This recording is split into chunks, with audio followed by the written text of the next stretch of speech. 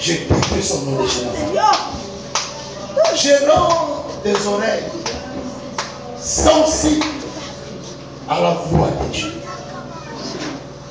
Que tes oreilles spirituelles s'ouvrent, afin que tu écoutes la voix de l'Éternel. Afin que nous puissions tous écouter la voix de Dieu. Je rends le cœur de tout chacun sensible à la parole, sensible à la compréhension. Je rends ton cœur joyeux, que tu reçois la sémence de Dieu avec la joie. Je détruis la colère. Je détruis le mépris de la parole. J'ouvre tes yeux, tes oreilles spirituelles. Je t'entends écouter la voix de Dieu. Enfin que ta vie change. Au travers des paroles. Par le nom de Jésus de Nazareth. Toute incrédulité soit brisée au nom de Jésus de Nazareth. Toute incompréhension soit brisée au nom de Jésus de Nazareth. Que le Saint-Esprit prend le contrôle de ce moment. Prend le contrôle de ce moment, de ce temps. Il n'avait plus le contrôle depuis, mais qu'il prend encore le contrôle. Qu'il parle, qu'il inspire, qu'il instruit, qu'il enseigne par mon entremise. Et qu'il donne à tout un chacun les capacités, les possibilités de comprendre. Au nom de Jésus, nous avons exprimé. Amen. Amen. Hébreux, chapitre 12, verset 2. Hébreux, chapitre 12, verset 2. Nous sommes tous debout. Même si tu as l'enfant, tu peux t'aider. C'est Dieu qui t'a donné cet enfant. Ne donne pas à Dieu de raison. Je ne peux pas me lever. L'enfant, non. Ne donne pas à Dieu cette raison. Lève-toi avec l'enfant. Glorifie Dieu avec ton fils, avec ta fille. Hébreux chapitre 12, verset 2, la version de Samuel. Je viens au nom de Jésus. Nous rendons grâce à Dieu. Gardons les yeux fixés sur Jésus, qui nous a ouvert le chemin de la foi et qui la porte à la perfection. Parce qu'il avait en vue la joie qui lui était réservée, il a enduré la mort sur la croix, en méprisant la honte attachée à un tel supplice, et désormais il siège à la droite du trône de Dieu. Amen. Amen. Ok. Maintenant,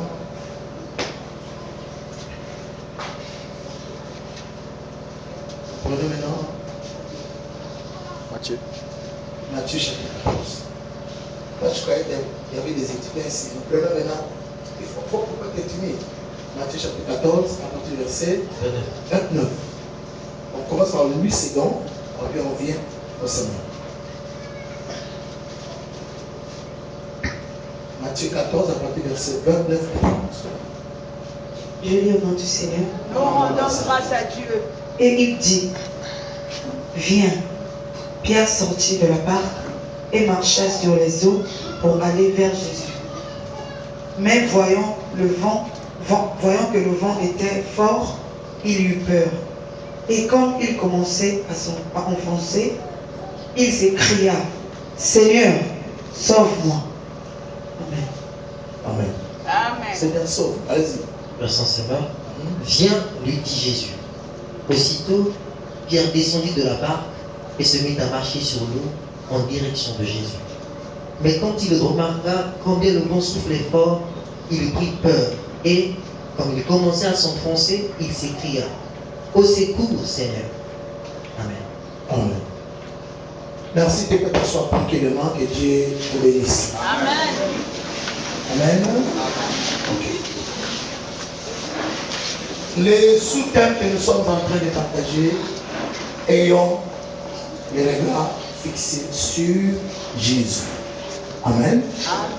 C'est ça le thème, le sous-thème. J'ai oublié. Non. Ok.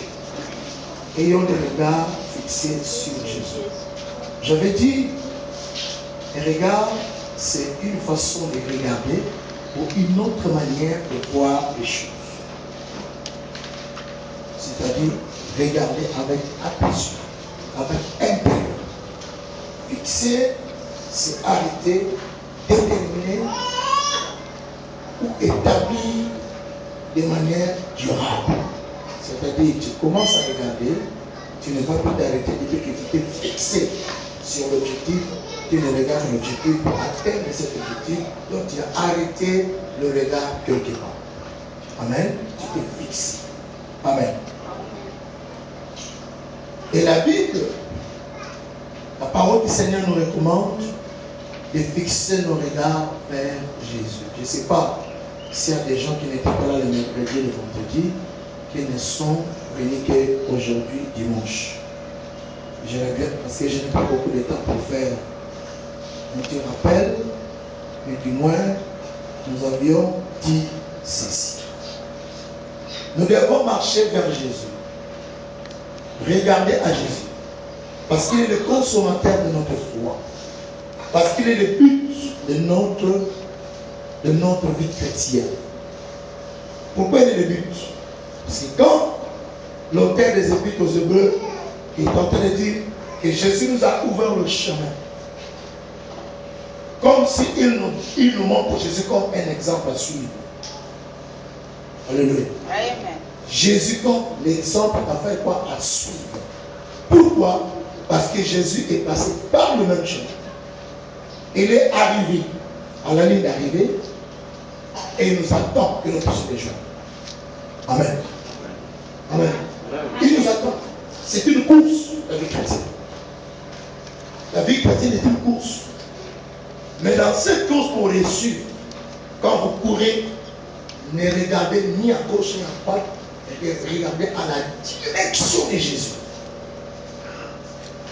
L'église est en train de faillir. Beaucoup de gens sont en train de faillir dans leur vie chrétienne. Pourquoi? Parce qu'ils n'ont pas fixé le regard à Jésus. C'est-à-dire, les gens regardent au problème à la place de regarder à Jésus. Les gens regardent aux difficultés au lieu de regarder à Jésus. La difficulté, c'est vrai, ça peut être là. La maladie, ça peut être là. Les problèmes ne vont jamais finir. Mais devant toi, il y a quelqu'un qui est capable de te faire traverser les problèmes et de te donner la solution. Alléluia. Et c'est pour cette raison nous devons avoir nos regards fixés à Jésus. Pas autre chose. Pas nos problèmes, pas nos difficultés, mais à Jésus. Alléluia. Amen. Et vous marchez vers Jésus. Jésus a renoncé à ce qui était sa joie pour courir. Quand il a renoncé, donc il est le modèle d'endurance.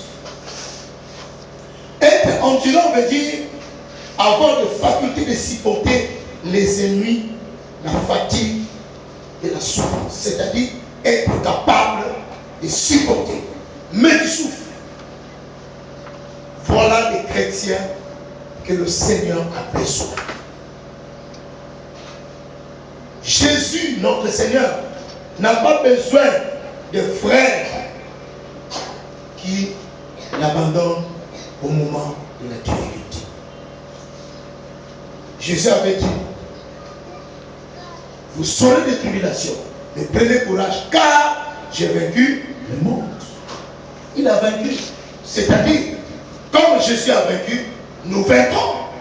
Donc nous marchons, nous courons dans la victoire. Nous ne cherchons pas la victoire, mais nous marchons, nous courons dans la victoire, mais à la direction de Jésus. Un enfant de Dieu doit être capable de supporter toutes sortes de souffrances et de difficultés. C'est notre appel. L'apôtre Pierre est en train de nous dire dans les Épîtres, Jésus était le serviteur souffrant. Nous devons nous armer de la même pensée. Donc dans la vie chrétienne, la souffrance n'est pas épargnée. On ne nous enlève pas la souffrance. Comme on enseigne, dès que tu acceptes Christ, Jésus, comme c'est le sauveur, directement tout commence à rouler comme sur des roulettes. C'est vrai et c'est faux. C'est vrai, ça roule comme sur des roulettes parce que tu marches en direction de Jésus. Cela ne veut pas dire que tu ne rencontreras pas de problème. Que tu ne rencontreras pas de difficultés. Mais de écouter le conseil que Jésus te donne. Quand tu vas rencontrer des difficultés parce que tu marches à sa direction, ne t'occupe pas de ces problèmes-là. Reste concentré à regarder à lui. C'est pour dire fixé. N'enlevez pas ton regard. N'enlevez pas tes pensées. Ta conscience, toute ta concentration. N'enlève pas. Laissez-vous être fixé à lui. Car il est le consommateur de notre foi. Dans notre version dit, il est le rémunérateur de notre foi. Il paie la foi. Il récompense les gens qui ont une foi comme ça. Et il me récompense. Donc c'est un examen. Tu ne peux pas être vainqueur sans combat. Ça n'existe pas. Mais souvent, nous remarquons, nous constatons, c'est les chrétiens qui n'aiment pas combattre. Et comment tu seras victorieux? Comment? On ne pouvait pas chanter pour David s'il n'avait pas combattu Goliath. Mais avant qu'on puisse chanter pour lui, qui devait David que tu connais, il devait d'abord apprendre l'obstacle pour l'appeler Goliath. Tu vas te poser la question. Une personne qu'on a choisie, comme on a des gens qui sont rois, mais comment il va aller combattre? Tu connais le chemin par lequel Dieu a tracé pour que tu arrives à la destinée. Tu connais ça? Tu ne connais pas. Mais tu dois courir. Alléluia. Il faut courir, aller vers Jésus. Il faut être endurant, car Jésus est l'exemple de l'endurance. Il a supporté la croix, il a supporté l'ignominie, il a supporté la souffrance, il a supporté toutes sortes de difficultés. Il est sorti vainqueur. C'est pourquoi la Bible dit, Dieu lui a donné un nom qui est au-dessus de tout nom. Dans les siècles présents et dans les siècles à venir.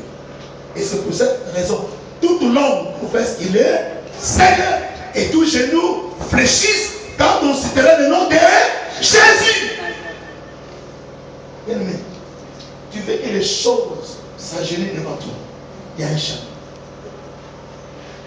Il y a une route.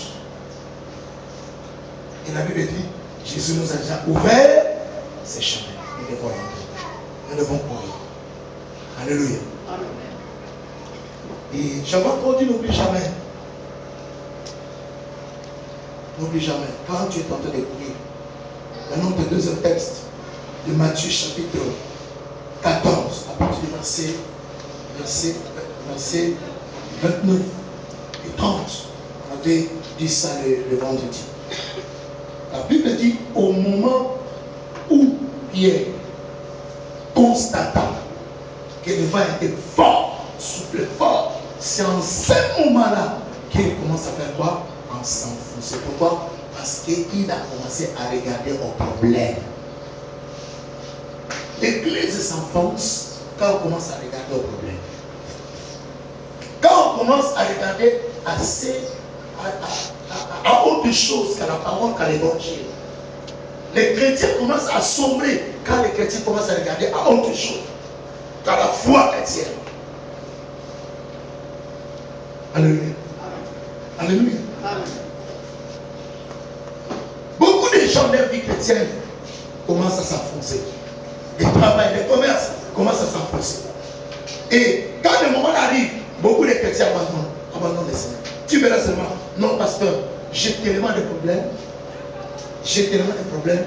Et quand ça va finir, je vais revenir à l'église. Qui te le dit que ça va finir? Le contraire. Un problème, enfin, un autre prend place. C'est ça la vie. C'est ça la vie. Et c'est dans beaucoup de tribulations, la Bible dit que nous hériterons les royaumes. C'est d'abord au milieu de beaucoup de tribulations que nous hériterons les royaumes.